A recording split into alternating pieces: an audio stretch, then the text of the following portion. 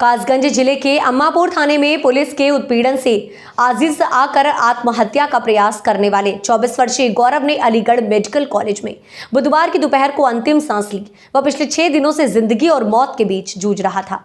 गांव मोंगे राव की मृत्यु की खबर फोन पर मिलते ही उसके परिजनों में चीख पुकार मच गई। भारी संख्या में पुलिस पीएसी के जवानों की संख्या पहुंचने लगी।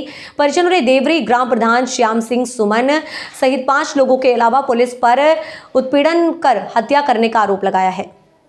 आपको बता दें कि अम्मापुर थाना क्षेत्र के रसूलवा सुल्हापुर निवासी रघुराज के 24 वर्षीय बेटे गौरव को गांव की लड़की भगाने के आरोप में लड़की के पिता वीरपाल अपने रिश्ते साधु श्याम सिंह सुमन जो कि मौजूद देवरी गांव का प्रधान है, वह अपने 4-5 अन्य साथियों के साथ मिलकर 3 फरवरी को घर से उठाकर ले गए। उसके साथ मारपीट की और थाने में बंद कर दिया। 7 दिनों तक पुलिस ने हवालात में रखा। 9 फरवरी को मानसिक उत्पीड़न से परेशान होकर गौरव ने शौचालय में जाकर मफलर से फांसी लगाकर आत्महत्या करने का प्रयास किया।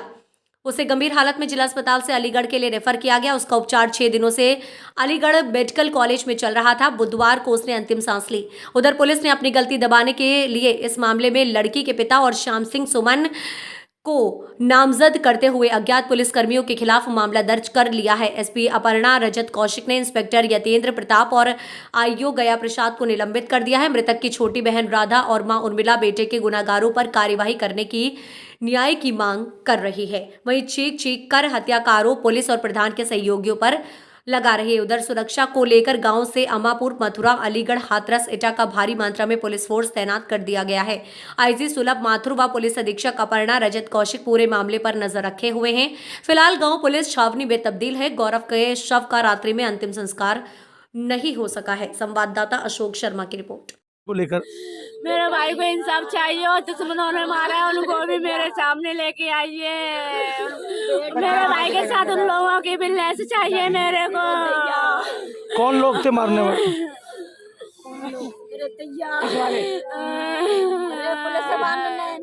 पुलिस वाले ने मारो हमें भैया, हत्या ले गए पकड़ के। मैं अकेली थी, मैं घर में भैया पकड़ ले गए, मैं मेरे खत रह गई। 7 दिन जेल में रखो, फिर कह दे के चुनाव को बाद में चालाना काट देंगे। उन्हें न सुने चालाना के तो 9 बजे भी कह दे कैसे मैं भैया मानना है, मेरे पुलिस वाला ने मारा। गया प्रसाद घर से लेके गया था पकड़ के मेरे भाई को। 5 लोग आए थे, 5-6 पुलिस वाले थे। मैं घर पे अकेली थी। 7 दिन जेल में रखा मेरे भाई को, थाने में रखा 7 दिन। कुछ सिर्फ जाते मेरे पापा कहते थे कुछ नहीं, पैसे चाहिए मुझे, 5 लाख रुपए चाहिए मेरे को, तब तेरे भाई को छोड़ूंगा मैं। भैया पापा ने बोल दिया कि मेरे पास मैं गरीब हूँ, मेरे कहाँ से आएंगे, मैं रिश्तेदारों के पास फोन करूंगा तब पैसे दूंगा। बोल दिया कि 9 तारीख को 9 बजे थाने में आ जाना, बोल दिया। तू थाने में गए रोटी लेके, मेरा भाई वहाँ पर नहीं मिला थाने में। आप यहाँ आए हैं, क्या बात हुई आपसे? आपकी देखिए, हमें जानकारी मिली कि उत्तर प्रदेश के अंदर जनपद कासगंज के अम्मापुर के अंदर एक गांव पड़ता है। वहाँ एक व्यक्ति को पुलिस कस्टडी के अंदर पुलिस के द्वारा बयान दिया गया कि भाई उसने आत्मदाह करने का प्रयास किया। उसके बाद हमने उसको हॉस्पिटल के अंदर एडमिट किया और इलाज के दौरान उसकी आज 14 फरवरी को उसकी डेथ हो गई। हमें जानकारी मिली तो हम लोग तुरंत दिल्ली से रवाना हो लिए। यहाँ आके जानकारी मिली कि बहुत सारी चीज़ें पता लगी कि भाई उसको 8 दिन से रखा था, कस्टडी के अंदर रखा था, जो एक कानून अपराध है अगर हम लोग संविधान की बात करते हैं तो। उसके बाद यहाँ आके हमने प्रशासन के लोगों से, यहाँ पे SDM है, DM है, CO साहब है, एडिशनल SP है, तमाम लोग हैं, हमने तमाम लोगों से अपनी बात रखी। परिवार के लोगों से हम मिले तो परिवार के लोगों की एक मांग है, कुछ मुख्य मांगे हैं। वो ये है कि 50 लाख का मुआवजा, जो परिवार की नहीं पूरे समाज की है, क्योंकि वो 22 साल का नौजवान था।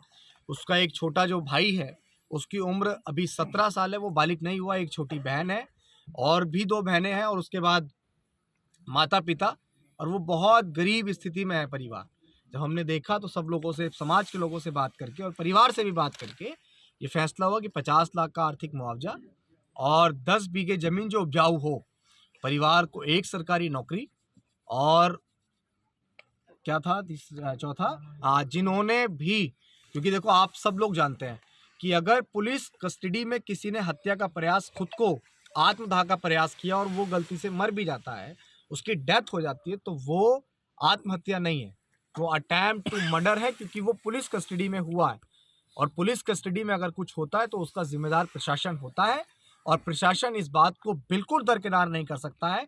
और हम इसीलिए पूरी मजबूती से रात को यहाँ खड़े हैं, क्योंकि आज हम देख रहे हैं कि समाज का कोई पैरोकार नहीं है, तो अगर हम भी नहीं पहुंचते तो कौन पहुंचेगा। हमने अपनी बात रखी है, मुआवजों की बात रखी है, शासन ने कहा है कि भाई जो हमारे हाथ में है, न्यायोचित है, उस बात को हम करेंगे। बाकी अभी हम परिवार के लोगों से दोबारा बात करेंगे, वो जो चाहते हैं, हम तो देखो परिवार के साथ खड़े हैं जी। परिवार जो कहेगा उस काम को करेंगे ना। हम कोई नेता है कि क्रीज मोड़ते हुए आए और परिवार के साथ आए, फोटो खिंचवाए, प्रशासन से बात करिए और प्रशासन से सेटिंग करके निकल लिए, नहीं। जो परिवार कहेगा हम उस काम को करेंगे।